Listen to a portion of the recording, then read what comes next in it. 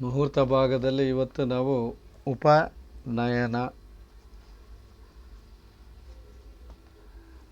ಉಪನಯನಕ್ಕೆ ಬೇಕಾಗುವ ಮುಹೂರ್ತ ಭಾಗನ ತಿಳ್ಕೊಳ್ಳೋಣ. ಇವತ್ತು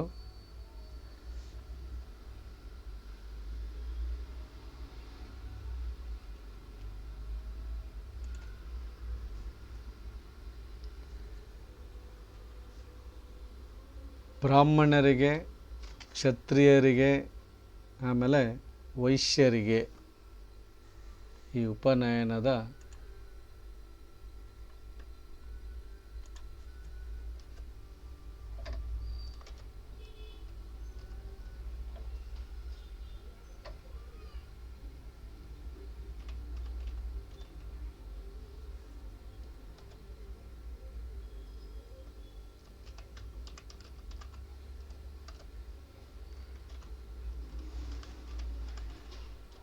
ವೈಶ್ಯರಿಗೆ ಉಪನಯನ ಮಾಡ್ತಾರೆ.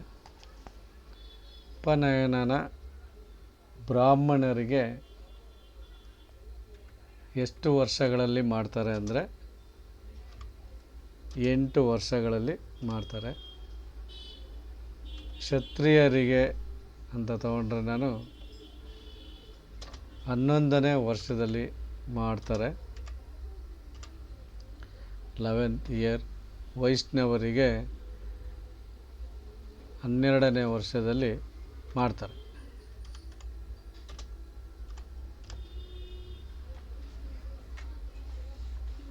ಇಲ್ಲಿ ಬ್ರಾಹ್ಮಣ ಅಂತ ಅಂದಾಗ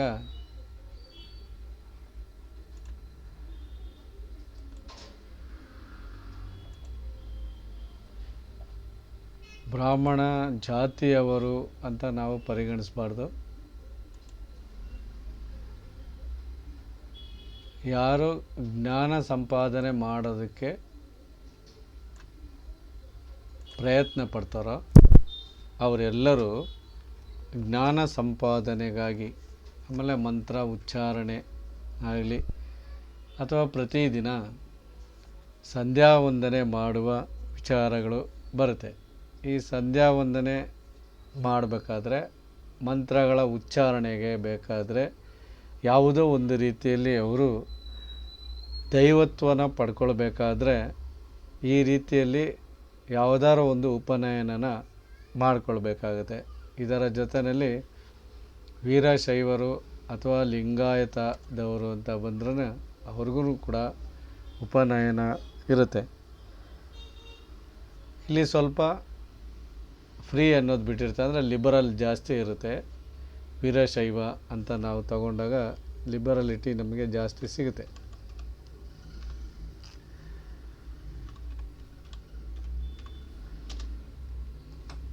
ಯಾಕೆ ಅಂದರೆ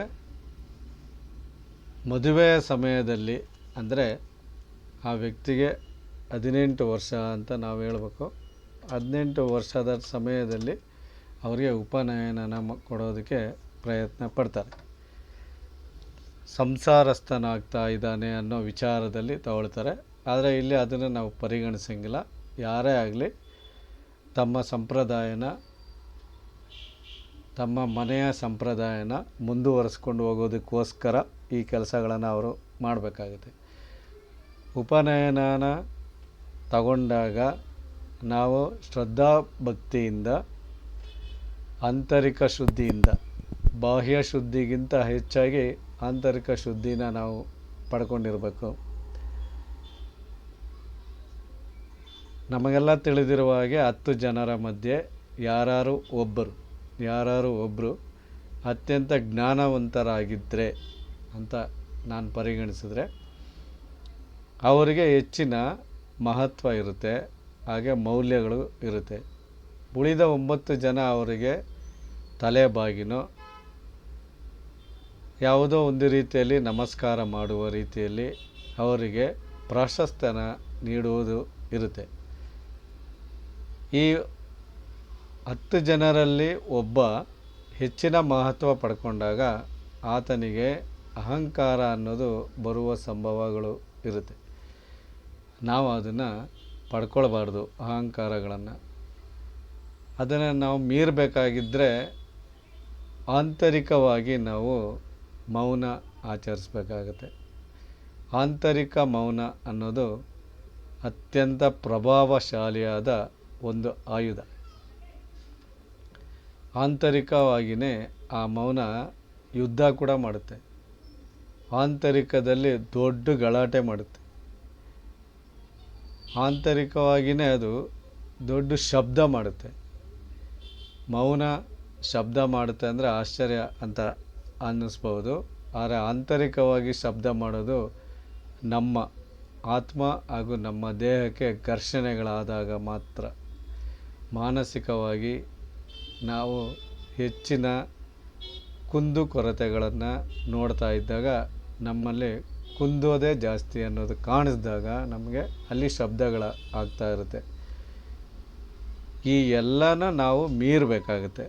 ಮೀರೋದಕ್ಕೋಸ್ಕರನೇ ಒಬ್ಬ ವ್ಯಕ್ತಿ ಷೋಡೋಪಚಾರಗಳಲ್ಲಿ ಬರಬೇಕಾದ್ರೆ, 16 ಉಪಚಾರಗಳಲ್ಲಿ ಬರಬೇಕಾದ್ರೆ ಬ್ರಾಹ್ಮಣನಾಗಿನಾರು ಬರ್ಬೋದು, ಕ್ಷತ್ರಿಯನಾಗಿ ಯಾರು ಬರ್ಬೋದು, ವೈಶ್ಯವನಾಗಿನಾಗಿ ಬರ್ಬೋದು.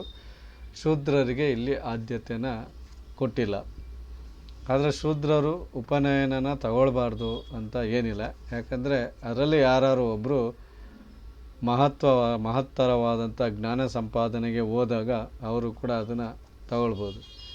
ಯಾವುದೇ ಒಂದು ಕಾರ್ಯಗಳನ್ನು ಮಾಡಬೇಕಾದ್ರೆ ಅಥವಾ ವಿದ್ಯೆಯನ್ನು ನಾವು ಕಲಿಬೇಕಾದ್ರೂ ಕೂಡ ನಮ್ಮಲ್ಲಿ ನಯ ವಿನಯ ನೀತಿ ನಿಯಮಗಳನ್ನು ಅಳವಡಿಸ್ಕೊಂಡಿರುವಂಥದ್ದು ಬೇಕಾಗುತ್ತೆ. ಅದು ಸಾಂಪ್ರದಾಯಿಕವಾಗಿ ಆದರೂ ಇರಬಹುದು ಅಥವಾ ಸ್ಥಳೀಯ ಕಾನೂನುಗಳ ರೀತಿಯಲ್ಲಾದರೂ ಆಗಿರಬಹುದು. ಈ ರೀತಿ ಮಾಡಿದಾಗ ಬ್ರಾಹ್ಮಣರಿಗೆ 8ನೇ ವಯಸ್ಸಿನಲ್ಲಿ, ಕ್ಷತ್ರಿಯರಿಗೆ 11ನೇ ವಯಸ್ಸಿನಲ್ಲಿ, ವೈಶ್ಯರಿಗೆ 12ನೇ ವಯಸ್ಸಿನಲ್ಲಿ, ವೀರಶೈವ ಅಂತ ನಾವು ತಗೊಂಡಾಗ ಅದರಲ್ಲಿ ಯಾರು ಬೇಕಾದ್ರೂ ಇರ್ಬೋದು, ಇರ್ಬೋದು, ಏನಾದ್ರು ಇರ್ಬೋದು. ಅವರು ಹೆಚ್ಚಾಗಿ 18ನೇ ವಯಸ್ಸಿನಲ್ಲಿ ಪ್ರಯತ್ನ ಮಾಡ್ತಾರೆ ಇದನ್ನೆಲ್ಲ ಕೊಡೋದಕ್ಕೆ. ನಮಗೆ ಈ ಉಪನಯನನ ಪಡೆಯುವಾಗ ಈ ಉಪನಯನನ ನಾವು ಪಡೆಯಬೇಕಾದ್ರೆ ನಮ್ಮ ಜಾತಕದಲ್ಲಿ ಗುರು 2, 5, 7, 11ನೇ ಸ್ಥಾನಗಳಲ್ಲಿ ಸ್ಥಿತನಾಗಿದ್ದಾಗ, ಗೋಚಾರದಲ್ಲಿ ಇದು ಜಾತಕಕ್ಕೆ ನಮ್ಮ ರಾಶಿಗೆ ಜನ್ಮ ರಾಶಿಗೆ ಗುರು 2, 5, 7, 11ರಲ್ಲಿ ಸ್ಥಿತರಾದಾಗ ಮಾತ್ರ ನಾವು ಉಪನಯನನ ಪಡ್ಕೊಳ್ಬೋದು. ಸಂಚಾರ ಕಾಲದಲ್ಲಿ ಅಂದರೆ ಟ್ರಾನ್ಸಿಟ್ಟಲ್ಲಿ ಅಂತ ನಾನು ಅದನ್ನು ಆಗಬೇಕಾಗುತ್ತೆ ಅಷ್ಟೇ. ಟ್ರಾನ್ಸಿಟ್ ಟೈಮಲ್ಲಿ ನಮಗೆ ಗುರು ಬಲ ಇದೆಯೋ ಇಲ್ವೋ ಅನ್ನೋದನ್ನು ಚೆಕ್ ಮಾಡೋದಕ್ಕೋಸ್ಕರ ಇದನ್ನು ಪರಿಗಣಿಸ್ತೀವಿ ನಾವು. ಇಲ್ಲಿ ವೇದಗಳ ವಿಚಾರನೂ ಬರುತ್ತೆ ನಮಗೆ ಬಂದಾಗ. ವೇದಗಳಲ್ಲಿ ಋಗ್ವೇದ ಮೊದಲನೇ ವೇದ ಅಂದರೆ ಋಗ್ವೇದನ ನಾನು ತಗೊಂಡ್ರೆ ಅದಕ್ಕೆ ಗುರು, ಯಜುರ್ವೇದಕ್ಕೆ ಶುಕ್ರ, ಸಾಮವೇದಕ್ಕೆ ಕುಜ, ಅಥರ್ವಣ ವೇದಕ್ಕೆ ಬುಧ ಅಧಿಪತಿಗಳು ಆಗಿರ್ತಾರೆ.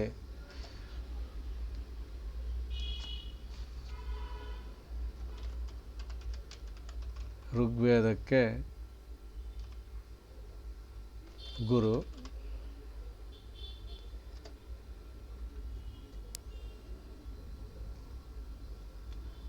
ಆಮೇಲೆ ಯಜುರ್ವೇದಕ್ಕೆ ಶುಕ್ರ,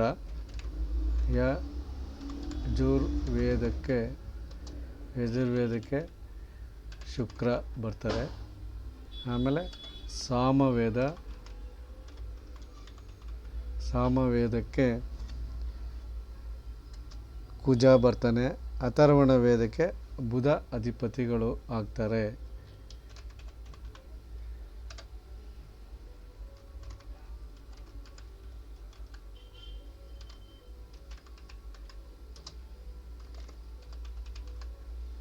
ಬುಧ ಅಧಿಪತಿ. ಇಷ್ಟು 4 ವೇದಗಳಿಗೂ 4 ಜನ ಅಧಿಪತಿಗಳು ಆಗಿರ್ತಾರೆ.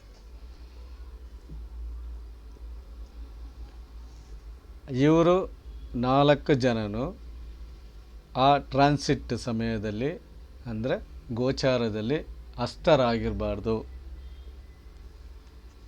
ಕೆಲವರು ಋಗ್ವೇದದ ಮೂಲಕ ಉಪನಯನ ಪಡಿತೀನಿ ಅನ್ನೋರಿಗೆ ಗುರು ಹಸ್ತ ಆಗಿರಬಾರ್ದು.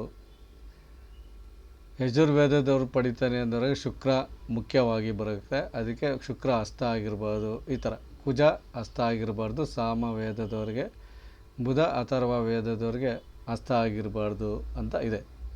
ಆದರೆ ಗೋಚಾರದ ಸಮಯದಲ್ಲಿ ಟ್ರಾನ್ಸಿಟ್ ಟೈಮಲ್ಲಿ ಇವ್ರ 4ರಲ್ಲಿ ಯಾರೂ ಕೂಡ ಹಸ್ತರಾಗಿರಬಾರ್ದು.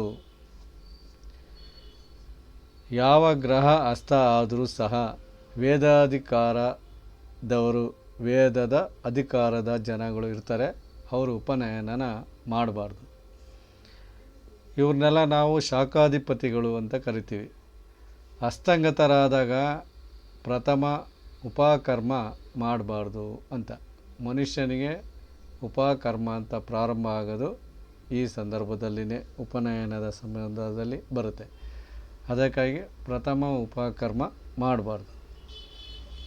ಋಗ್ವೇದದಲ್ಲಿ ಇದ್ದಾಗ ಶ್ರವಣ ನಕ್ಷತ್ರ, ಶ್ರಾವಣ ಮಾಸದಲ್ಲಿ ಋಗ್ವೇದದಲ್ಲಿ ಋಗ್ವೇದಿಗಳು ಅಂತ ನಾವು ಕರಿಬೇಕಷ್ಟೇ. ಋಗ್ವೇದಿಗಳು ಶ್ರವಣ ನಕ್ಷತ್ರ ಜೊತೆಯಲ್ಲಿ ಶ್ರಾವಣ ಮಾಸದಲ್ಲಿ ಶ್ರಾವಣ ಪೂರ್ಣಿಮಾ ದಿನ ಬರುತ್ತೆ, ಆವಾಗ ಮಾಡಬಾರ್ದು. ಋಗ್ವೇದಿಗಳು ಶ್ರವಣ ನಕ್ಷತ್ರ ಶ್ರಾವಣ ಮಾಸದಲ್ಲಿ ಶ್ರಾವಣ ಪೂರ್ಣಿಮಾ ದಿನ ಬರುತ್ತೆ, ಆ ಟೈಮಲ್ಲಿ ಮಾಡೋಂಗಿಲ್ಲ, ಉಪಕರ್ಮನ ಮಾಡೋಂಗಿಲ್ಲ. ಯಜುರ್ವೇದದವ್ರಿಗೂ ಭಾದ್ರಪದ ಶುದ್ಧ ಬರುತ್ತೆ, ಹಸ್ತ ನಕ್ಷತ್ರ ಅವತ್ತು, ಆ ದಿವಸ ಮಾಡೋಂಗಿಲ್ಲ ಅವರು. ಸಾಮವೇದದವ್ರಿಗೆ ಉಪಕರ್ಮ, ಪ್ರಥಮ ಉಪಕರ್ಮನ ಮಾಡಬಹುದು ಆ ದಿನ. ಭಾದ್ರಪದ ಶುದ್ಧ ಹಸ್ತ ನಕ್ಷತ್ರದ ವಿಚಾರ ಬಂದಾಗ ಯಜುರ್ವೇದಿಗಳು ಮಾಡಲ್ಲ. ಭಾದ್ರಪದ ಶುದ್ಧ ಹಸ್ತ ನಕ್ಷತ್ರದಲ್ಲಿ ಸಾಮವೇದಿಗಳು ಉಪಕರ್ಮನ ಅಥವಾ ಪ್ರಥಮ ಉಪಕರ್ಮನ ಮಾಡ್ಬೋದು. ಉಪಕರ್ಮನ ಯಾವಾಗಲೂ ಉತ್ತರಾಯಣದಲ್ಲಿ ಮಾಡಬಾರ್ದು. ಇದಕ್ಕೆ ದಕ್ಷಿಣಾಯನನೇ ನಾವು ಆರಿಸ್ಕೊಳ್ಬೇಕಾಗುತ್ತೆ. ಶ್ರಾವಣ ಮಾಸದಲ್ಲಿ ಗುರು ಮತ್ತು ಶುಕ್ರರು ಹಸ್ತರಾಗಿದ್ದರೆ, ಶ್ರಾವಣ ಮಾಸದಲ್ಲಿ ಗುರು ಮತ್ತು ಶುಕ್ರರು ಹಸ್ತರಾಗಿದ್ದರೆ ಪ್ರಥಮ ಉಪಕರ್ಮ ಮಾಡಬಾರ್ದು. ಅದಕ್ಕೆ ಬದಲಾಗಿ ಭಾದ್ರಪದ ಮಾಸದಲ್ಲಿ ಹಸ್ತ ನಕ್ಷತ್ರದ ದಿನ ಸಾಮವೇದಿಗಳು, ಶ್ರವಣ ನಕ್ಷತ್ರದ ದಿನ ಋಗ್ವೇದಿಗಳು, ಪೌರ್ಣಿಮೆ ಇರುವ ದಿನ ಯಜುರ್ವೇದಿಗಳು ಪ್ರಥಮ ಉಪಕರ್ಮನ ಮಾಡ್ಬೋದು. ಉಪಕರ್ಮಗಳ ಮಾಡೋದಕ್ಕೆ ಎಷ್ಟೊಂದು ವಿಧಾನಗಳು, ಆಯಾಮಗಳನ್ನು, ನಮಗೆ ನೀತಿ ನಿಯಮಗಳನ್ನು ತಿಳಿಸ್ಕೊಟ್ಟಿದ್ದಾರೆ. ಇದರಲ್ಲಿ ನಮಗೆ ಮಾಸ ಶೂನ್ಯ ದಿನಗಳು ಅಂತಲೂ ಬರುತ್ತೆ. ಮಾಸ ಶೂನ್ಯ ದಿನಗಳು ಅಂತ ಇದೆ. ಅದೇ ರೀತಿಯಲ್ಲಿ ಋಗ್ವೇದಿಗಳು ಶ್ರಾವಣ ಮಾಸದಲ್ಲಿ ಶ್ರವಣ ನಕ್ಷತ್ರ ಇದ್ದಾಗ ಸಿಂಹ ಸಂಕ್ರಮಣ ಬಂದರೆ ಪ್ರಥಮ ಉಪಕರ್ಮ ಶ್ರಾವಣ ಮಾಸದಲ್ಲಿ ಮಾಡಬಾರ್ದು. ಭಾದ್ರಪದ ಮಾಸದ ಶ್ರಾವಣ ನಕ್ಷತ್ರದ ದಿನ ಪ್ರಥಮ ಉಪಕರ್ಮ ಮಾಡ್ಬೋದು. ಇನ್ನು ಕಟಕ ಮಾಸ ಬರ್ತಾ ಇದ್ದಾಗ ಶ್ರಾವಣದಲ್ಲಿ ಪ್ರಥಮ ಉಪಕರ್ಮ ಮಾಡೋಕ್ಕಾಗಲ್ಲ. ಉಪಕರ್ಮದ ನಂತರ ಬಹುಳ ಪಾಡ್ಯಮಿ ತಿಥಿ ಮಧ್ಯಾಹ್ನ ವ್ಯಾಪಿಸಿದರೆ ಗಾಯತ್ರಿ ಜಪನ ಆರಂಭಿಸಬಹುದು. ಒಂದು ವೇಳೆ ಪೌರ್ಣಿಮೆಯ ದಿನ ಪಾಡ್ಯಮಿ ಮಧ್ಯಾಹ್ನ ಬಂದ್ಬಿಟ್ರೆ ಅದೇ ದಿನ ಗಾಯತ್ರಿ ಜಪನ ಆರಂಭಿಸ್ಬೋದು. ನಮಗೆ ಮಾಸಗಳಲ್ಲಿ ಶೂನ್ಯ ದಿನಗಳು ಅಂತ ಬರುತ್ತೆ. ಪ್ರತಿಯೊಂದು ಮಾಸ, ಈ 12 ಮಾಸಗಳಿದೆ. ಇಲ್ಲಿ ನಿಮಗೆ ಮೇಷ, ವೃಷಭ, ಮಿಥುನ ಯಾವ ಥರ ಇದೆಯೋ ಅದೇ ರೀತಿಯಲ್ಲಿ 12 ಮಾಸಗಳು ಇದೆ. ಈ 12 ಮಾಸಗಳಲ್ಲಿ ಮೇಷ ಮಾಸದ ಬಂದಾಗ, ಮೇಷ ಮಾಸನ ತಮಿಳಲ್ಲಿ ನಾವು ಚಿತ್ತಿರೈ ಮಾಸ ಅಂತಲೂ ಕೂಡ ಕರಿತೀವಿ. ಆ ಟೈಮಲ್ಲಿ ಅಷ್ಟಮಿ, ಏಕಾದಶಿ ಮತ್ತು ರೋಹಿಣಿ ನಕ್ಷತ್ರ ಜೊತೆಯಲ್ಲಿ ಕುಂಭ ಲಗ್ನ ಮಾಡೋಂಗಿಲ್ಲ, ಅವೆಲ್ಲ ಶೂನ್ಯ ಮಾಸಗಳು ಆಗುತ್ತೆ. ಮೇಷ ಮಾಸದಲ್ಲಿ ಅಷ್ಟಮಿಯ ದಿನ ಮತ್ತು ಏಕಾದಶಿಯ ದಿನ ರೋಹಿಣಿ ನಕ್ಷತ್ರ ಬಂದಾಗ ಕುಂಭ ಲಗ್ನ ಮಾಡಬಾರ್ದು ಅಂತ ಇದೆ. ಹಾಗಾದರೆ ನಾವು ಮಾಡಬೇಕಾಗಿರುವಂತಹ ತಿಥಿಗಳು ಯಾವುದು ಅನ್ನೋದನ್ನು ಸ್ಪಷ್ಟವಾಗಿ ನಾವು ತಿಳ್ಕೊಂಡ್ರೆ ತುಂಬ ಶುದ್ಧವಾಗಿ ಇದು ಅರ್ಥ ಆಗುತ್ತೆ ನಮಗೆ. ತಿಥಿಗಳು ಯಾವುದಪ್ಪ ಅಂದರೆ ಬಿದಿಗೆ, ತದಿಗೆ, ಪಂಚಮಿ ಅಂದರೆ 2, 3, 5, ಸಪ್ತಮಿ 7, ದಶಮಿ 10, ತ್ರಯೋದಶಿ 13 ತಿಥಿಗಳು ಆಗುತ್ತೆ. ಮೇಷ, ವೃಷಭ, ಮಿಥುನ, ಕಟಕ, ಸಿಂಹ, ಕುಂಭ, ಮೀನ ಲಗ್ನಗಳು. ಮೇಷ, ವೃಷಭ, ಮಿಥುನ, ಕಟಕ, ಸಿಂಹ, ಆಮೇಲೆ ಕುಂಭ, ಜೊತೆಯಲ್ಲಿ ಮೀನ ಲಗ್ನಗಳು. ಶುಕ್ಲ ಪಕ್ಷ ಒಳ್ಳೆಯದು. ಸೋಮವಾರ, ಬುಧವಾರ, ಗುರುವಾರ, ಶುಕ್ರವಾರ ಉಪನಯನಕ್ಕೆ ತುಂಬಾ ಒಳ್ಳೆಯದು. ಅಷ್ಟಮ ಶುದ್ಧಿನ ನೋಡ್ಕೊಳ್ಬೇಕು ನಾವು. ಮತ್ತೊಮ್ಮೆ ಹೇಳ್ತೀನಿ, 2, 3, 5, 7, 10 ಮತ್ತು 13ನೇ ತಿಥಿಗಳು ಬರುತ್ತೆ.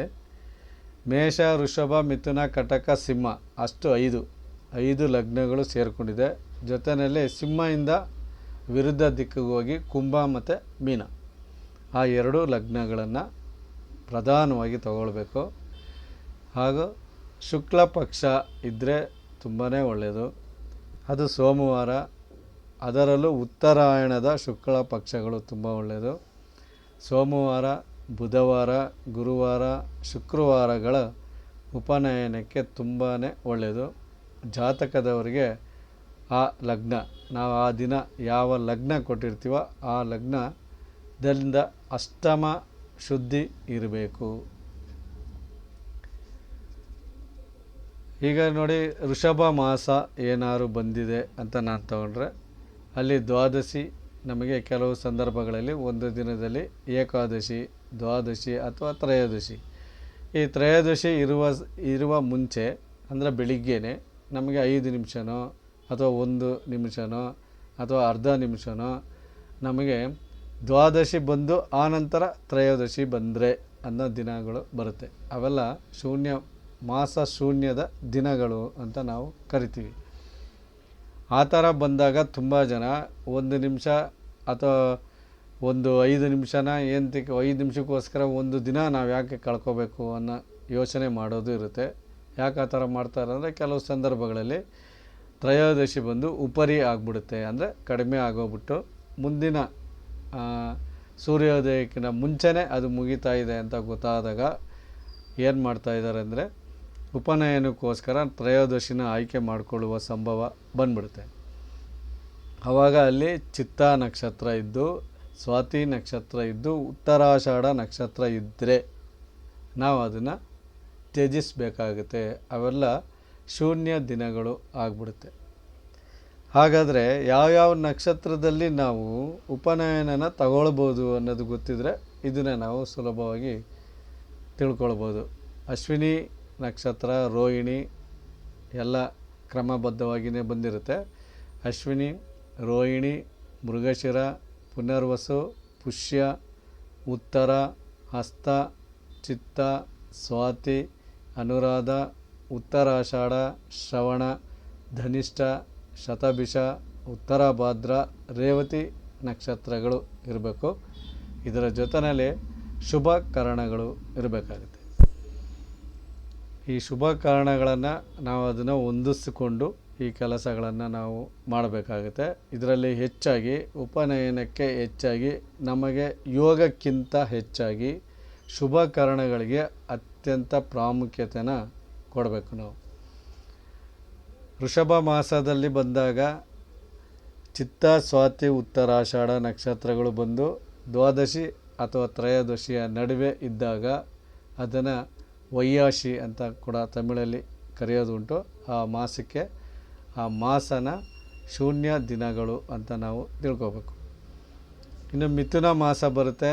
ಮಿಥುನ ಮಾಸದಲ್ಲಿ ತ್ರಯೋದಶಿ ತಿಥಿಗಳಲ್ಲಿ ತ್ರಯೋದಶಿನ ನಾವು ಆಯ್ಕೆ ಮಾಡಿಕೊಳ್ಬೇಕು ಅಂತ ಇದೆ. ಆವಾಗ ಪುನರ್ವಸು ನಕ್ಷತ್ರನೂ ಕೂಡ ಇದೆ ಅದರಲ್ಲಿ. ಆಮೇಲೆ ವೃಷಭ ಲಗ್ನ. ಪುನರ್ವಸು ನಕ್ಷತ್ರದಲ್ಲಿ ತ್ರಯೋದಶಿಯ ದಿನ ಬಂದಾಗೂ ನಾವು ಶೂನ್ಯ ದಿನ ಅಂಥೇಳಿ ಅದನ್ನು ಬಿಡಬೇಕು. ಕಟಕ ಮಾಸ ಬಂದಾಗ ಷಷ್ಠಿ. ಷಷ್ಠಿಯಲ್ಲಿ ನಮ್ಮ ತಿಥಿಗಳಲ್ಲಿ ಸಪ್ತಮಿ ಇದೆ, ಷಷ್ಠಿ ಇಲ್ಲ. ಷಷ್ಠಿ ಯಾಕೆ ತಗೊಳ್ತಾ ಇದ್ದೀವಿ ನಾವು ಅಂತ ತಗೊಂಡ್ರೆ ಅದೇ ಹಾಗೆ ಆವಾಗಲೇ ನಾನು ಹೇಳಿದಾಗ 1 ನಿಮಿಷನೋ 5 ನಿಮಿಷದ ಮುಂಚೆ ನಂತರ ಸಪ್ತಮಿ ಬಂದುಬಿಟ್ರೆ ತುಂಬ ಜನ ಅವತ್ತು ಉಪನಯನ ಮಾಡೋದಕ್ಕೆ ಅವಕಾಶಗಳನ್ನು ಪಡ್ಕೊಳ್ತಾರೆ. ಅದನ್ನು ಮಾಡಬಾರ್ದು ಅನ್ನೋದಕ್ಕೆ ಕಟಕ ಮಾಸದಲ್ಲಿ ಧನಿಷ್ಠ ನಕ್ಷತ್ರ ಮಿಥುನ ಲಗ್ನನ ನಾವು ಶೂನ್ಯ ದಿನಗಳ ಆಗಿರೋದ್ರಿಂದ ಮಾಡಬಾರ್ದು. ಸಿಂಹ ಮಾಸ ಬರುತ್ತೆ. ಅಮಾವಾಸ್ಯೆ ಪೂರ್ಣಿಮಾ ಅದು ನಮ್ಮ ತಿಥಿಗಳಲ್ಲಿ ಇಲ್ಲ. ಪೂರ್ವಾಷಾಢ ಬಂದರೆ ಆಗೋದಿಲ್ಲ. ಕನ್ಯಾ ಮಾಸ ಬರುತ್ತೆ, ಅದು ಸಪ್ತಮಿ ಆಗಿರುತ್ತೆ. ಶತಭಿಷ ನಕ್ಷತ್ರ, ಪೂರ್ವಭಾದ್ರ, ರೇವತಿ, ಕನ್ಯಾ ಲಗ್ನ ಬಂದರೆ ನಾವು ಅದನ್ನು ಮಾಡೋಂಗಿಲ್ಲ. ಆ್ಯಕ್ಚುಲಿ ಉಪನಯನಕ್ಕೆ ನಮಗೆ ಲಗ್ನಗಳಂತಲೇ ಬೇರೆ ಲಗ್ನಗಳು ಕೊಟ್ಟಿದ್ದಾರೆ. ಆ ಲಗ್ನಗಳೆಲ್ಲ ಬಂದು ಮೇಷದಿಂದ ಸಿಂಹವರೆಗೂ ಇದ್ದು ಅಲ್ಲಿಂದ ವಿರುದ್ಧ ದಿಕ್ಕಿಗೆ ಹೋದಾಗ ಕುಂಭ ಮತ್ತು ಮೀನ ಲಗ್ನಗಳಲ್ಲಿ ಮಾತ್ರ ಮಾಡಬೇಕು ಅಂತ ಇದೆ. ಉಳಿದ ಲಗ್ನಗಳು ಇಲ್ಲ. ಆದರೆ ಬೇರೆ ಕಾರ್ಯಗಳು ಏನಾದ್ರು ಮಾಡಿದಾಗ ಈ ಮಾಸ ಶೂನ್ಯ ದಿನಗಳು ಬಂದು ಬೇರೆ ಕಾರ್ಯಗಳಿಗೂ ಕೂಡ ಅನ್ವಯಿಸುತ್ತೆ. ಅದಕ್ಕೆ ಆ ಥರ ಹೋದಾಗ ನಾವು ಇಂಥ ದಿನಗಳಲ್ಲಿ ಸಿಂಹ ಮಾಸದಲ್ಲಿ ಅಮಾವಾಸ್ಯೆ ಪೂರ್ಣಿಮಾ ಪೂರ್ವಾಷಾಢ ಮೇಷ ಲಗ್ನದಲ್ಲಿ ಮಾಡೋಂಗಿಲ್ಲ. ಕನ್ಯಾ ಮಾಸ ಅಂತ ಬಂದಾಗ ಸಪ್ತಮಿ, ಶತಭಿಷ, ಪೂರ್ವಭಾದ್ರ, ರೇವತಿ, ಕನ್ಯಾ ಲಗ್ನ, ಧನಸ್ಸು ಲಗ್ನದಲ್ಲಿ ಮಾಡೋಂಗಿಲ್ಲ. ಇನ್ನು ತುಲಾ ಮಾಸ ಬರುತ್ತೆ. ಅಲ್ಲಿ ನವಮಿ ದಿನ ಪೂರ್ವಭಾದ್ರ ನಕ್ಷತ್ರ ವೃಶ್ಚಿಕ ಲಗ್ನ ಮಾಡೋಂಗಿಲ್ಲ. ಇನ್ನು ವೃಶ್ಚಿಕ ಮಾಸದಲ್ಲಿ ಬಂದರೆ ಪಂಚಮಿ, ತ್ರಯೋದಶಿ, ಪುಬ್ಬ, ಮಕ, ತುಲಾ ಲಗ್ನಗಳಲ್ಲಿ ಮಾಡೋಂಗಿಲ್ಲ. ಧನಸು ಮಾಸದಲ್ಲಿ ಬಂದಾಗ ನಮಗೆ ತದಿಗೆ, ನವಮಿ, ಅನುರಾಧ, ಉತ್ತರ ಭಾದ್ರ ನಕ್ಷತ್ರ, ವಿಶಾಖ ನಕ್ಷತ್ರ, ಆಮೇಲೆ ಧನಸ್ಸು ಲಗ್ನನ ನಾವು ಶೂನ್ಯ ದಿನಗಳು ಅಂತ ತಗೊಳ್ಬೇಕು. ಅವಾಗ ಮಕರ ಮಾಸಕ್ಕೆ ಬಂದಾಗ ಪಾಡ್ಯ, ಹಸ್ತ, ಆರಿದ್ರ, ಆಶ್ಲೇಷ, ಕಟಕ ಲಗ್ನ ಅಂತ ಬರುತ್ತೆ. ನಾವು ಯಾವ ತಿಂಗಳಲ್ಲಿ ಅಥವಾ ಯಾವ ತಿಥಿ ಅನ್ನೋದು ಇದೆ. ಅಮಾವಾಸ್ಯೆಯಲ್ಲಿ, ಪೂರ್ಣಿಮೆನಲ್ಲಿ, ಪಾಡ್ಯನಲ್ಲಿ ಕೆಲವು ಕಾರ್ಯಗಳನ್ನು ಮಾಡುವುದು ಇದೆ. ಸೊ ಅದಕ್ಕೆ ನಾವು ತಿಥಿಗಳನ್ನು ಆಧಾರವಾಗಿ ತಗೊಂಡು ಯಾವ ದಿನ ಯಾವ ತಿಥಿಯಲ್ಲಿ ಯಾವ ಕಾರ್ಯಗಳನ್ನು ಮಾಡಬಹುದು ಅನ್ನೋದನ್ನು ತಿಳ್ಕೊಂಡಾಗ ಇದರ ಬಗ್ಗೆ ನಮಗೆ ಜ್ಞಾನ ಹೆಚ್ಚಾಗಿ ಬರುತ್ತೆ. ಇನ್ನು ಕುಂಭ ಮಾಸದಲ್ಲಿ ಬಂದಾಗ ನಾನು ಚತುರ್ದಶಿ, ದಶಮಿ, ಮೂಲ, ಶ್ರವಣ, ಮಕರ ಲಗ್ನ ಆಗಲ್ಲ. ಮೀನ ಮಾಸಕ್ಕೆ ಬಂದಾಗ ಚತುರ್ದಶಿ, ಭರಣಿ, ಜ್ಯೇಷ್ಠ, ಆಮೇಲೆ ಸಿಂಹ ಲಗ್ನ ಆಗಲ್ಲ. ಈ ದಿನಗಳಲ್ಲಿ ಕೂಡಿರುವ ತಿಥಿ ಆಗಲಿ ನಕ್ಷತ್ರ ಆಗಲಿ ಅಥವಾ ಲಗ್ನಗಳು ಏನೇ ಆದರೂ ಅದು ನಿಷ್ಫಲ ಆಗಿರ್ತವೆ. ಆದ್ದರಿಂದ ಶುಭ ಕಾರ್ಯಗಳನ್ನು ಮಾಡಬಾರ್ದು ಅಂತ ಇದೆ. ಶುಭ ಕಾರ್ಯಗಳನ್ನು ಮಾಡಬೇಕಾದ್ರೆ ಶುಭ ತಿಥಿಗಳನ್ನು ಯಾಕೆ ತಗೊಳ್ಬೇಕು ಅನ್ನೋ ವಿಚಾರ ನಮಗೆ ಬಂದಾಗ ಅದರ ಬಗ್ಗೆ ಸ್ಪಷ್ಟತೆಯಿಂದ ಕೂಡಿರುತ್ತೆ. ಸೊ ನಮ್ಮ ತಿಥಿಗಳು ಯಾವುದ್ಯಾವುದು, ನಾವು ಎಲ್ಲ ತಿಥಿಗಳಲ್ಲಿ ಏನೇನು ಮಾಡಬಹುದು ಅನ್ನೋದನ್ನು ಸ್ಪಷ್ಟವಾಗಿ ತಿಳ್ಕೊಂಡಾಗ ನಮಗೆ ಅದರ ಬಗ್ಗೆ ಇನ್ನೂ ಜ್ಞಾನ ಸಂಪಾದನೆ ಆಗುತ್ತೆ. ಚೌತಿ ತಿಥಿ, ಷಷ್ಠಿ ತಿಥಿ, ಅಷ್ಟಮಿ, ಏಕಾದಶಿ, ದ್ವಾದಶಿ, ಚತುರ್ದಶಿ, ಪೂರ್ಣಿಮಾ, ಅಮಾವಾಸ್ಯೆ, ಆಮೇಲೆ ಸಂಕ್ರಮಣದ ದಿನ ಅಂದರೆ ಸೂರ್ಯ ಒಂದು ರಾಶಿಯಿಂದ ಇನ್ನೊಂದು ರಾಶಿಗೆ ತನ್ನ ಪತನ ಚಲಿಸ್ತಾ ಇರುವ ದಿನ ಅಂತ ಹೇಳ್ಬೇಕು ನಾವು. ಆ ದಿನ ಪಾಡ್ಯಮಿ ಆಗಿರಲಿ ಒಂದು, ಆಮೇಲೆ ವ್ಯತಿಪಾತ. ಇದಕ್ಕೂ ಮುಂಚೆ ನಾನು ವ್ಯತಿಪಾತ, ವೈದ್ಯುತಿ ಯೋಗಗಳನ್ನು ನೋಡಬಾರ್ದು ಅನ್ನೋದನ್ನು ತಿಳಿಸಿದ್ದೆ. ಅದೇ ರೀತಿಯಲ್ಲಿ ಆ ವ್ಯತಿಪಾತ ವೈದ್ಯುತಿ ಯೋಗಗಳು ಇರುವ ದಿನ ಶನಿ, ಕುಜ, ಸೂರ್ಯರು ರಾಶಿಗಳನ್ನು ಬಿಟ್ಟು, ಶನಿ, ಕುಜ, ಸೂರ್ಯರಿರುವ ರಾಶಿಗಳನ್ನು ಬಿಟ್ಟು ಉಳಿದ ದಿನಗಳು ಮತ್ತು ರಾಶಿಗಳಲ್ಲಿ ಉಪನಯನ ಲಗ್ನವನ್ನು ಇಡಬೇಕಾಗುತ್ತೆ. ಉಪನಯನ ಲಗ್ನಗಳನ್ನು ಇಡುವಾಗ ಶನಿ ಕುಜ ಸೂರ್ಯರು ಇರುವ ರಾಶಿಗಳನ್ನು ಬಿಟ್ಟು ಉಳಿದ ದಿನಗಳಲ್ಲಿ ಮತ್ತು ರಾಶಿಗಳಲ್ಲಿ ಉಪನಯನಗಳನ್ನು ನಾವು ಇಡಬೇಕಾಗುತ್ತೆ. ಚಂದ್ರ ನಮಗೆ ಗೊತ್ತಿರುವ ಹಾಗೆ ಮಾತೃರೂಪಿ, ರವಿ ಪಿತೃರೂಪಿ ಆಗಿರ್ತಾನೆ. ಗುರು ಎಲ್ಲರೂ ಚೆನ್ನಾಗಿ ಜ್ಞಾಪಕ ಇಟ್ಕೋಬೇಕು. ಚಂದ್ರ ಮಾತೃರೂಪಿ ಆದರೆ ರವಿ ಪಿತೃರೂಪಿ. ಆದರೆ ಗುರು ಏನು ಅಂತ ನಾವು ತಿಳ್ಕೊಂಡ್ರೆ ಆತ ಪ್ರಾಣರೂಪಿ ಆಗ್ತಾನೆ. ಆದ್ದರಿಂದ ಜಾತಕದಲ್ಲಿ ಆದರೂ ಪರವಾಗಿಲ್ಲ, ಗೋಚಾರದಲ್ಲಿ ಆದರೂ ಪರವಾಗಿಲ್ಲ, ಗುರು ಕಂಪಲ್ಸರಿ ಬಲಿಷ್ಠನಾಗಿರಬೇಕು. ಉಪನಯನ ಕಾಲದಲ್ಲಿ ಮುಖ್ಯವಾಗಿ ವಟುವಿಗೆ ಅಂತ ಕರಿತೀವಿ, ಅಂದರೆ ಮಗುಗೆ 8 ವರ್ಷದ ಮಗು ಅನ್ನೋ ವಿಚಾರ ಬಂದಾಗ ಉಪದೇಶ ಮಾಡುವವರಿಗೂ ಗುರುಬಲ ಇರಬೇಕು. ಬರೀ ಜಾತಕರಿಗೆ ಮಾತ್ರ ಗುರುಬಲ ಇದ್ದರೆ ಉಪದೇಶ ಮಾಡೋಂಗಿಲ್ಲ. ಉಪದೇಶ ಮಾಡುವಂತಹ ವ್ಯಕ್ತಿ ಯಾರೇ ಆಗಿರಲಿ, ಆತ ಗುರು ಆಗಿರ್ಬೋದು, ಮನೆಯ ಹಿರಿಯರಾಗಿರ್ಬೋದು, ಅಥವಾ ಪುರೋಹಿತರಾಗಿರ್ಬೋದು, ಯಾರನ್ನಾಗಿರಲಿ, ಅವ್ರಿಗೂ ಕೂಡ ಆ ಸಂದರ್ಭದಲ್ಲಿ ಗುರುಬಲ ಇರಬೇಕು. ಆವಾಗಲೇ ಗುರುವಿನ ಅನುಗ್ರಹ ಅವರ ಮೇಲೆ ಆಗೋದು. ಇತ್ತೀಚಿನ ದಿನಗಳಲ್ಲಿ ಇದಕ್ಕೆಲ್ಲ ತದ್ವಿರುದ್ಧವಾಗಿ ಮಾಡೋದ್ರಿಂದ ತುಂಬ ಜನಕ್ಕೆ ಉಪನಯನ ಮಾಡಿರೋರು ಎಷ್ಟೋ ಜನಗಳಿಗೆ ನಂಗೆ ಗೊತ್ತಿಲ್ಲ. ಯಾಕಂದರೆ ಸಂಧ್ಯಾ ವಂದನೆನ ಅವರು ಬರೀ 10 ನಿಮಿಷದಲ್ಲಿ ಮಾಡೋದು, 2 ನಿಮಿಷದಲ್ಲಿ ಮಾಡೋದು, 4 ನಿಮಿಷದಲ್ಲಿ ಮಾಡೋದನ್ನೆಲ್ಲ ಮಾಡಿಬಿಟ್ಟಿದ್ದಾರೆ. ಯಾಕೆ ಅಷ್ಟು ಶಾರ್ಟ್ನೆಸ್ ಬಂದಿರೋದ್ರಿಂದನೇ ಈ ಎಲ್ಲ ವಿಚಾರಗಳನ್ನು ಗಮನಕ್ಕೆ ತಗೊಳ್ಳೋದಿಲ್ಲ. ಇದ್ರ ಬಗ್ಗೆ ಯಾರು ಪೌರೋಹಿತ್ಯ ಮಾಡ್ತಾಯಿದ್ದಾರೆ ಅನ್ನೋರಿಗೆ ಹೆಚ್ಚಾಗಿ ಅದ್ರ ಬಗ್ಗೆ ಗಮನ ಬಂದಿರುತ್ತೆ. ಅಥವಾ ಯಾರು ಉಪನಯನ ನೀತಿ ವಿಧಿನ ತಗೊಂಡಿರ್ತಾರೋ ಅವ್ರಿಗೆ ಇದ್ರ ಬಗ್ಗೆ ಮಹತ್ತರವಾದ ವಿಚಾರಗಳು ಈಗ ಗೊತ್ತಾಗ್ತಾ ಇರಬಹುದು. ಸೊ ಒಂದು ವೇಳೆ ಉಪನಯನ ತಗೊಳ್ಳೋರು ಕೂಡ, ಉಪನಯನ ಮಾಡೋರು ಕೂಡ ನಾವು ಹೇಳ್ತಾ ಇರೋದು ಗುರುಬಲ ಮಸ್ಟ್ ಆ್ಯಂಡ್ ಶುಡ್ಡು ಇರಲೇಬೇಕು. ಒಂದು ವೇಳೆ ಅಸಾಧ್ಯ ಆಗಿರುವಂತಹ ಪಕ್ಷದಲ್ಲಿ ವಟುವಿಗೆ ಗುರುಬಲ ಇರಲೇಬೇಕು ಅನ್ನೋದನ್ನು, ಈ ಪಾಯಿಂಟನ್ನು ಅವರು ಪರಿಗಣಿಸ್ತಾರೆ. ಉಪದೇಶ ಮಾಡುವ ಗುರುಗೂ ಕೂಡ ಗುರುಬಲ ಇದ್ದರೆ ಗುರುವಿನ ಅನುಗ್ರಹ ಆಗುತ್ತೆ ಅಂತ ಅರ್ಥ. ಗುರುವಿನ ಅನುಗ್ರಹ ಅಂದರೆ ಈಗ ಉಪದೇಶ ಮಾಡ್ತಾ ಇರುವ ಗುರುವಿನ ಅನುಗ್ರಹದ ಬಗ್ಗೆ ನಾನು ಹೇಳ್ತಾ ಇಲ್ಲ, ಗುರು ಗ್ರಹದ ಅನುಗ್ರಹ ನಮಗೆ ಬೇಕಾಗಿರುತ್ತೆ. ಗುರುಬಲ ಇದ್ರೇ ಪ್ರತಿಯೊಂದನ್ನು ನಾವು ಪಡೆಯೋಕ್ಕೆ ಸಾಧ್ಯ ಅನ್ನೋದು ಇದರಿಂದ ಗೊತ್ತಾಗುತ್ತೆ. ಗುರು ಒಂದು ವೇಳೆ ಕಟಕ, ಧನಸ್ಸು, ಮೀನ ರಾಶಿಗಳಲ್ಲಿ ಗೋಚಾರದಲ್ಲಿ ನಾವು ಹೇಳೋದು, ಗುರು ಒಂದು ವೇಳೆ ಕಟಕ, ಧನಸ್ಸು, ಮೀನ ರಾಶಿಗಳಲ್ಲಿ ಗೋಚಾರದಲ್ಲಿ ಇದ್ದಾಗ ಆ ವಟುವಿಗೆ ಜನ್ಮ, ಆ ವಟುವಿನ ಜನ್ಮ ನಾವು ಹೇಳ್ತಾ ಇರೋದು ಅಷ್ಟಮ, ದ್ವಾದಶಿಯಲ್ಲಿದ್ದರೂ ದೋಷ ಇಲ್ಲ ಅಂತ. ಗುರು ಒಂದು ವೇಳೆ ಕಟಕ ಅಂದರೆ ಉಚ್ಚಸ್ಥಾನ, ಧನಸ್ಸು ಮತ್ತು ಮೀನ ಆತನ ಸ್ವಂತ ಮನೆಗಳಾಗಿರೋದ್ರಿಂದ ಗೋಚಾರದಲ್ಲಿ ಗುರು ಅಲ್ಲಿದ್ದು ಆ ವಟುವಿನ ಜಾತಕದಲ್ಲಿ ಅಷ್ಟಮ ಆಗಿದ್ದರೂ ಅಥವಾ ದ್ವಾದಶ ಆಗಿದ್ದರೂ ದೋಷ ಇಲ್ಲ, ಉಪನಯನ ಮಾಡಬಹುದು. ಉಪನಯನಕ್ಕೆ ಲಗ್ನ, ನಾವೇನು ಲಗ್ನ ನೋಡ್ತೀವೋ ಅದರಲ್ಲಿ 2ರಲ್ಲಿ ಶನಿ ಅಥವಾ ಕುಜ,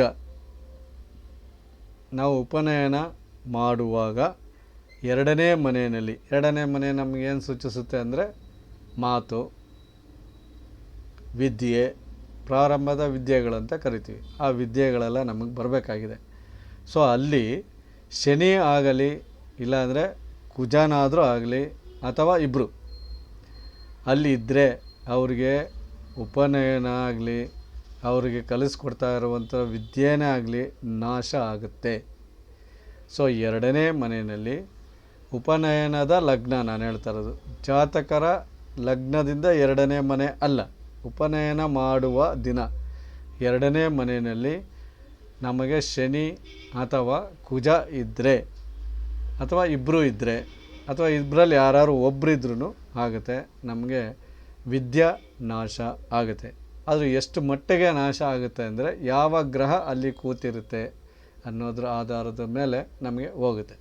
ಇವಾಗ ಶನಿ 2ನೇ ಮನೆಯಲ್ಲಿ ಗೋಚಾರದಲ್ಲಿ ಇದ್ದಾಗ, ನಾವು ಕೊಡುವ ಲಗ್ನಕ್ಕೆ ನಾನು ಹೇಳ್ತಾ ಇರೋದು, ಗೋಚಾರದಲ್ಲಿ ಇದ್ದಾಗ ಆ ವಿದ್ಯೆ ಅವ್ರಿಗೆ ತಲೆಗೆ ಹತ್ತದೇ ಇರ್ಬೋದು, ಅಥವಾ ಅವ್ರವ್ರು ಕಲ್ತ್ಕೊಳ್ಳೋ ಅಷ್ಟರೊಳಗಡೆ ಅದ್ರ ಬಗ್ಗೆ ಜ್ಞಾನ ಬರೋ ಅಷ್ಟರೊಳಗಡೆ ಎಷ್ಟೋ ವಿದ್ಯೆಗಳು ಪಾಸ್ ಆಗಿಬಿಟ್ಟಿರುತ್ತೆ ಅನ್ನೋ ಥರ.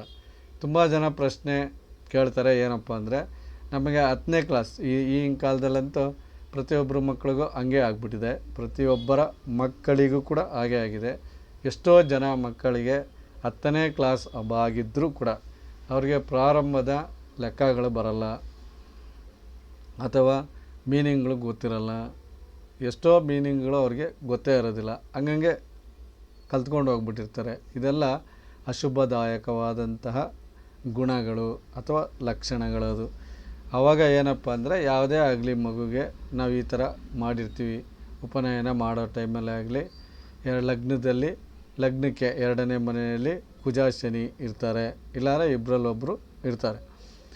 ಅಷ್ಟಮದಲ್ಲಿ ಇದ್ದರೆ, ಒಂದು ವೇಳೆ ಅಷ್ಟಮದಲ್ಲಿ ಅವರಿಬ್ಬರು, ಒಬ್ಬರು ಅಥವಾ ಇಬ್ಬರೂ ಹೆಂಗನಾಗಲಿ ಇದ್ದರೆ ಜೀವನದಲ್ಲಿ ಅವ್ರಿಗೆ ಏಳಿಗೆ ಇರಲ್ಲ. ಇದು ಗೋಚಾರದಲ್ಲಿ ನಾನು ಹೇಳ್ತಾ ಇರೋದು. 12ನೇ ರಾಶಿಯಲ್ಲಿದ್ದರೂ ಕೂಡ ಪರಸ್ಥಳ ವಾಸ ಮಾಡ್ತಾರೆ. 12ನೇ ರಾಶಿಯಲ್ಲಿದ್ದರೂ ಕೂಡ ಪರಸ್ಥಳ ವಾಸನ ಮಾಡಿಕೊಂಡು ಅವ್ರಿಗೆ ತೊಂದರೆಗಳು ಆಗುತ್ತೆ. ರವಿ ಅಥವಾ ಚಂದ್ರ ಅಷ್ಟಮ 8 ಮತ್ತು 12, ರವಿ ಅಥವಾ ಚಂದ್ರ 8 ಅಥವಾ 12ರಲ್ಲಿ ಇರಬಾರ್ದು. ಪತ್ನಿ ಗರ್ಭವತಿ ಆಗಿದ್ದಾಗ 5 ತಿಂಗಳು ಆಗಿದ್ದರೆ, ಅಂದರೆ ಪತ್ನಿ ಗರ್ಭ ಧರಿಸಿ 5 ತಿಂಗಳು ಆಗಿದ್ದರೆ ಮುಂದೆ ಹೆರಿಗೆ ಆಗುವವರೆಗೂ ಉಪನಯನ ಮಾಡಬಾರ್ದು, ಮುಂದೂಡಬೇಕು. ಪತ್ನಿ ಗರ್ಭವತಿ ಆಗಿದ್ದಾಗ 5 ತಿಂಗಳು ಆಗಿದ್ದರೆ, 5 ತಿಂಗಳಿಗಿಂತ ಮುಂಚೆ ಮಾಡ್ಬೋದು ಅಂತ, 5 ತಿಂಗಳು ಆಗೋಗ್ಬಿಟ್ಟಿದ್ರೆ ಮುಂದೆ ಹೆರಿಗೆ ಆಗೋವರೆಗೂ ಉಪನಯನನ ಆ ಮನೆಯಲ್ಲಿ ಇರುವ ಒಟ್ಟಿಗೆ ಮಾಡುವ ಆಗಿಲ್ಲ, ಅದನ್ನು ಮುಂದೂಡಬೇಕಾಗುತ್ತೆ. ಇಲ್ಲಿ ನಾಂದಿ ಆವಾಹನೆಗೆ ಮುಂದೆ ಅಂತೀವಿ ನಾವು. ನಾಂದಿ ಆವಾಹನೆಗೆ ಮುಂದೆ ತಾಯಿ ರಸಜ್ವಲೆ ಆದರೆ ಉಪನಯನ ಮಾಡಬಾರದು ಅಂತ. ಆ ವಟುವಿನ ತಾಯಿ ರಸಜ್ವಲೆ ಆದರೆ ಉಪನಯನ ಮಾಡಬಾರದು ಅಂತ. ಉಪನಯನ ಲಗ್ನಕ್ಕೆ, ಉಪನಯನದ ಯಾವ ಲಗ್ನ ಕೊಡ್ತಾರೋ ಆ ಲಗ್ನಕ್ಕೆ ಕುಜ ಇದ್ದರೆ, ಲಗ್ನದಲ್ಲಿ ಕುಜ ಇದ್ದರೆ ಅಂತ. ಸದಾ ತಿರುಗಾಟ, ಅವರಿಗೆ ಯಾವಾಗೂ ತಿರುಗಾಡ್ತಾ ಇರೋ ಜೀವನ ಬಂದ್ಬಿಡುತ್ತೆ. 4ರಲ್ಲಿ ಕುಜ ಇದ್ದರೆ ಒಂದು ವೇಳೆ ದೋಷದಿಂದ ಭಯ ಆಗುತ್ತೆ, ಯಾವುದೋ ಒಂದು ದೋಷದಿಂದ ಅವ್ರಿಗೆ ಭಯ ಉಂಟಾಗುತ್ತೆ. ಕುಜ ಒಂದು ವೇಳೆ 7ರಲ್ಲಿದ್ದರೆ ಆ ವಟುವು ರೋಗಿಷ್ಠನಾಗ್ತಾನೆ. ಕುಜ 10ರಲ್ಲಿ ಇದ್ದರೆ ಆ ವಟುವಿಗೆ ಮುಖಭಂಗ ಆಗುತ್ತೆ. ಇದೆಲ್ಲ ಉಪನಯನ ಲಗ್ನ, ಗೋಚಾರದಲ್ಲಿ ಲಗ್ನ ನಾವೇನು ಕೊಟ್ಟಿದ್ದೀವಿ ಅದಕ್ಕೆ, ಅವರ ಜೀವನಕ್ಕೆ ಆ ವಟು ಉಪನಯನ ಪಡೆದ ಮುಂದಿನ ಜೀವನ ಯಾಗಪ್ಪ ಇರುತ್ತೆ ಅಂದರೆ, ನಾವು ಕೊಡುವ ಲಗ್ನದಲ್ಲಿ ಕುಜ ಏನಾದ್ರು ಇದ್ದರೆ ಯಾವಾಗೂ ತಿರುಗಾಡುವ ಜೀವನ ಬರುತ್ತೆ.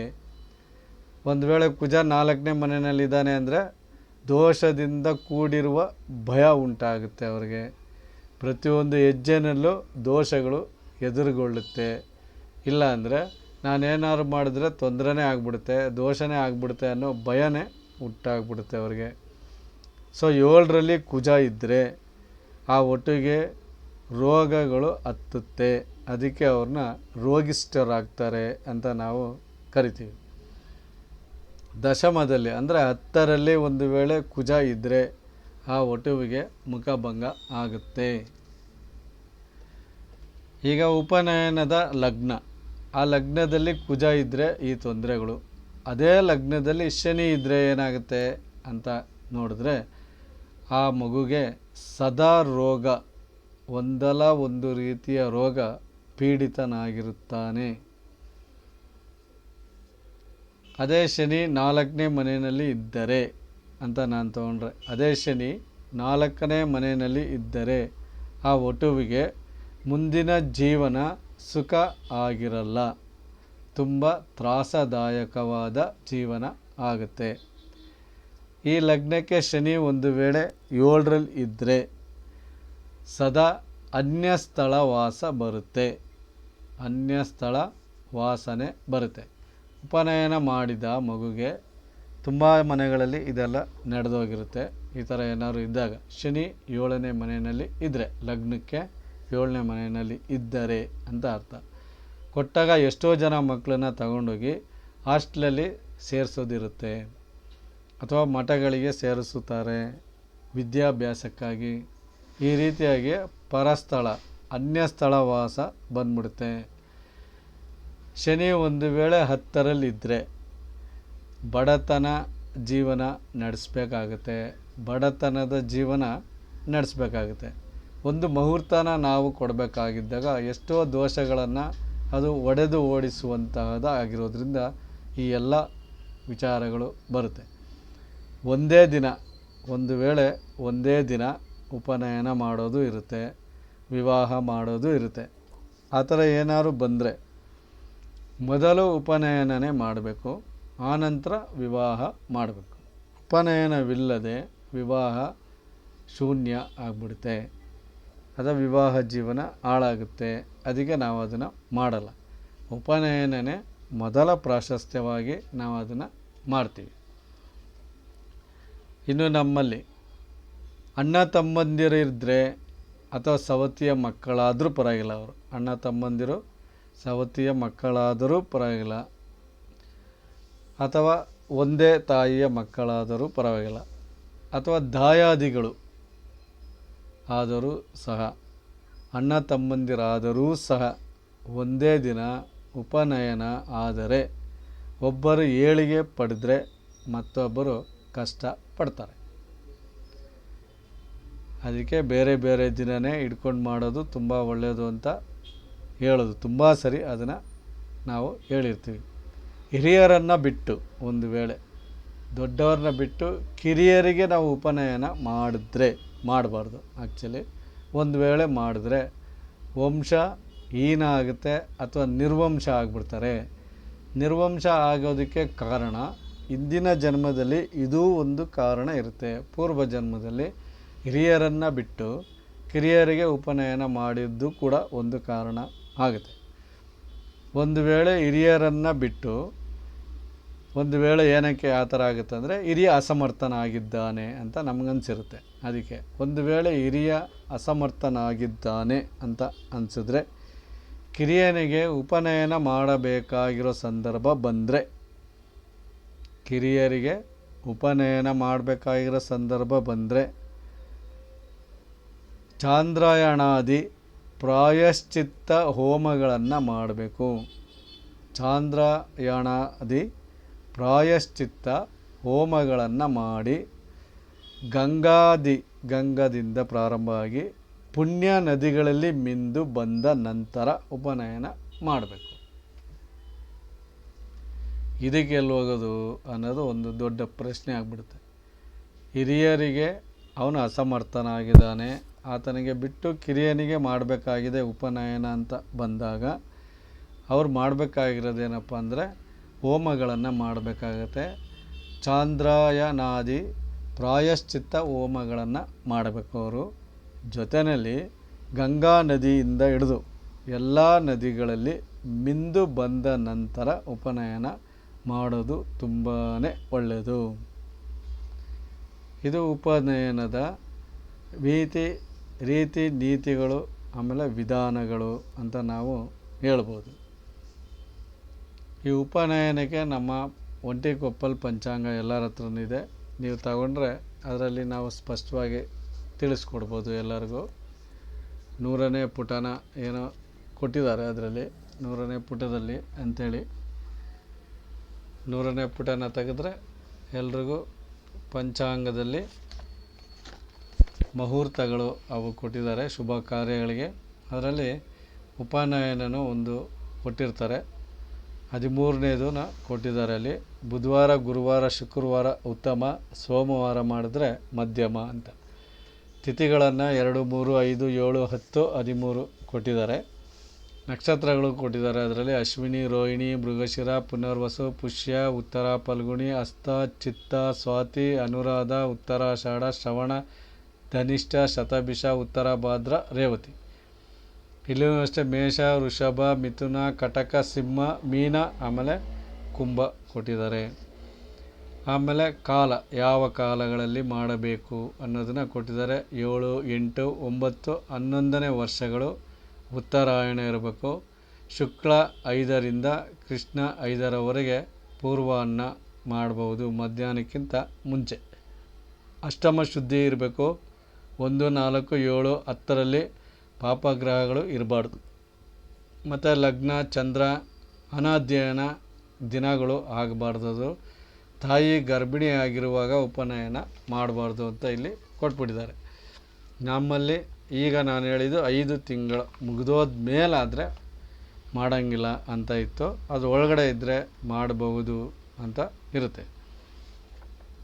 ಸೊ ಇಲ್ಲಿ ಗರ್ಭಿಣಿ ವಿಚಾರನ ತಗೊಂಡು ಸಂಪೂರ್ಣವಾಗಿ ಮಾಡೋ ಹಾಗಿಲ್ಲ ಅಂತ ಕೊಟ್ಟಿದ್ದಾರೆ.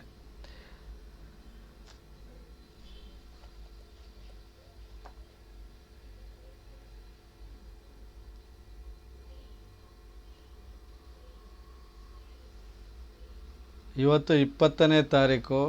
ಪಂಚಾಂಗ ನೋಡ್ತಾ ಇದ್ದರೆ ಕೆಲವರು 20ನೇ ಪುಟನ ತೆಗಿರಿ. ಪಂಚಾಂಗದಲ್ಲಿ 20ನೇ ಪುಟ, ಜೂನ್ 20ನೇ ತಾರೀಕು ಇವತ್ತು.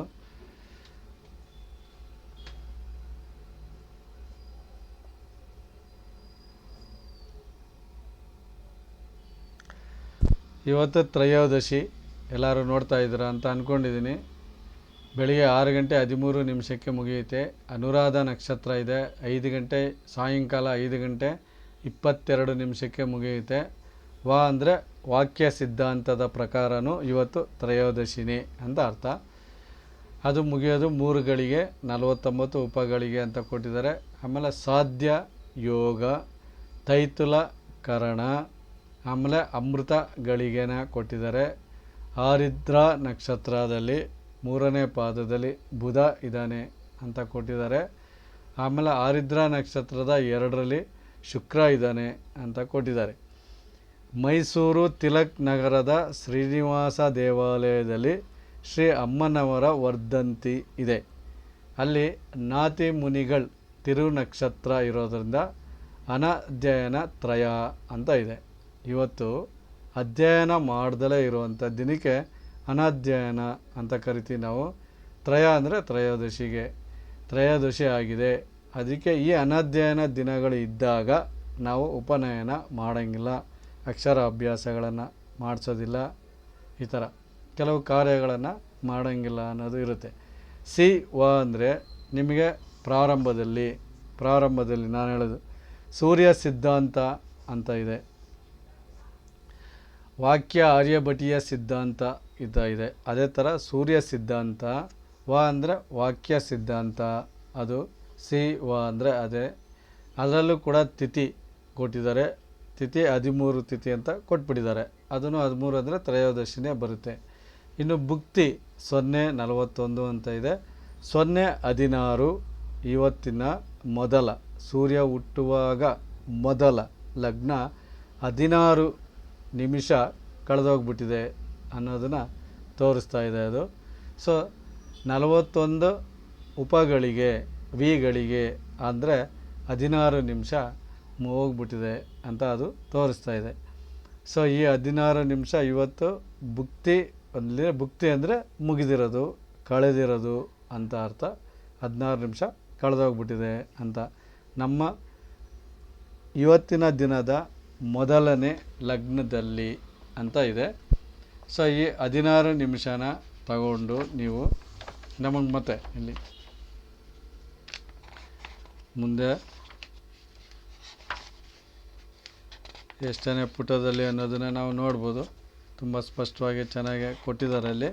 ನಮಗೆ 15ನೇ ಪುಟನ ತೆಗೆದ್ರೆ ನಿಮಗೆ ಅದು ಗೊತ್ತಾಗುತ್ತೆ. ಜೂನು 20ನೇ ತಾರೀಕನ್ನ ತಗೊಳ್ಳಿ. ಜೂನ್ 20ನೇ ತಾರೀಕಲ್ಲಿ ನಮಗೆ ಮೊದಲ 1 ಗಂಟೆ 50 ನಿಮಿಷ ಇದೆ ಅಂತ ಇಲ್ಲಿ ತೋರಿಸಿದ್ದಾರೆ. ಅವತ್ತು ನಮಗೆ ಲಗ್ನ ಮಿಥುನ ಲಗ್ನ, ಮೇಲ್ಗಡೆ 4-5 ಲೈನ್ ಮೇಲೆ ಮಿಥುನ 2 ಗಂಟೆ 10 ನಿಮಿಷ ಇರಬೇಕಾಗುತ್ತೆ. ಮ್ಯಾಕ್ಸಿಮಮ್ 2 ಗಂಟೆ 10 ನಿಮಿಷ ಇರಬೇಕು, ಅದರೊಳಗಡೆ ಇರುತ್ತೆ ಹೆಚ್ಚು ಕಡಿಮೆ. ಸೊ ಇಲ್ಲಿ ನಮಗೆ ಇವತ್ತು ಮಿಥುನ ಲಗ್ನ ಬೆಳಿಗ್ಗೆ ಪ್ರಾರಂಭ ಆಗ್ತಾ ಇರುವಾಗ 1 ಗಂಟೆ 50 ನಿಮಿಷ ಮಾತ್ರ ಉಳಿದಿದೆ ಅಂತ ಕೊಟ್ಟಿದ್ದಾರೆ. ಇಲ್ಲಿ ಭುಕ್ತಿ ಅಂತ ಏನು 16 ಇದೆ, ಆ 16ನ ನೀವಲ್ಲಿ ಅಂದರೆ 41 ಗಳಿಗೆಗಳು, ಈ 16ನ ನಾವಲ್ಲಿ ಸೇರಿಸ್ಕೋಬೇಕು. 1 ಗಂಟೆ 50 ನಿಮಿಷಕ್ಕೆ ನಾವು 16ನ್ನು ಸೇರಿಸಿದ್ರೆ 2 ಗಂಟೆ 6 ನಿಮಿಷ ಬರುತ್ತೆ. ಸೊ ಅಲ್ಲಿಗೆ ಲಗ್ನ ಸಂಪೂರ್ಣ ಆಗ್ತದೆ, ಎರಡನ್ನೂ ಕೂಡಿದ್ರೆ ಅಂತ ಅರ್ಥ. ನಾ ಹೇಳಿದ್ದು ಇಷ್ಟೊತ್ತರೆಗೂ ಅಲ್ಪ ಸ್ವಲ್ಪ ಅರ್ಥ ಆಗಿದೆ ಅಂತ ಅಂದ್ಕೊಂಡಿದ್ದೀನಿ. ಪ್ರಶ್ನೆ ಏನಾರಿದ್ದರೆ ಕೇಳ್ಬೋದು.